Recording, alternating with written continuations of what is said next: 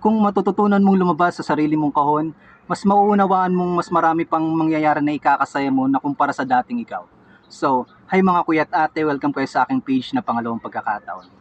Alam niyo po mga kuya at ate, kapag natutunan mong lumabas sa iyong nakasanayang paraan ng pag-iisip at pamumuhay, mas mauunawaan mong mas marami pang bagay sa buhay na magpapasaya sa iyo.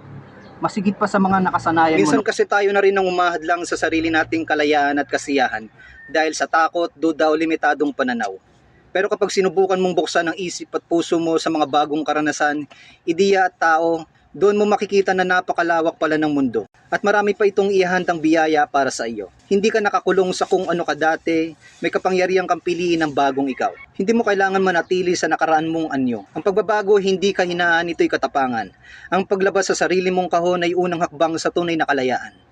Habang unti-unti mong tinatanggap ang bagong ikaw, mas makikita mo mga bagay na dati ay hindi mo pinapansin. Maliliit na saya, bagong pag-asa at mga pagkakataong dati kinakatakutan mo pero ngayon ay niyayakap mo na. At sa bawat takbang mo palabas sa luma mong sarili, mas napapalapit ka sa mas masaya, mas buo at mas makulay na buhay. Tandaan niyo po mga kuya at ate, ang mundo ay hindi nagsisimula at nagtatapos sa dating ikaw.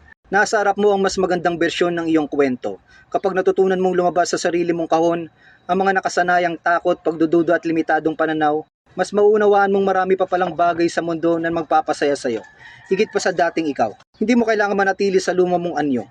Ang pagbabago ay hindi kahinaan, ito'y tapang. Ang paglabas sa kahon ay unang hakbang sa tunay na kalayaan.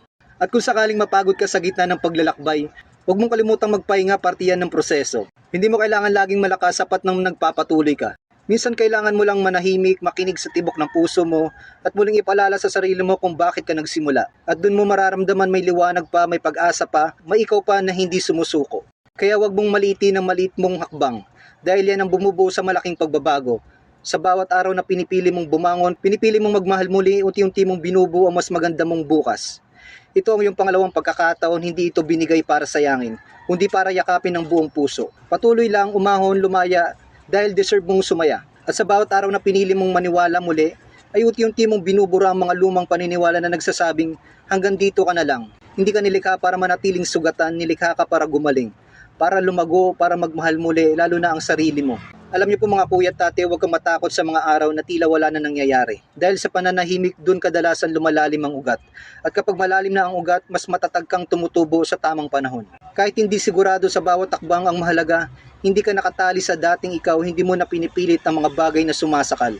Hindi mo na binabalikan ng mga alaala na paulit-ulit kang winawasak. Pinili mong bitawan kahit masakit, pinili mong maghilom kahit matagal.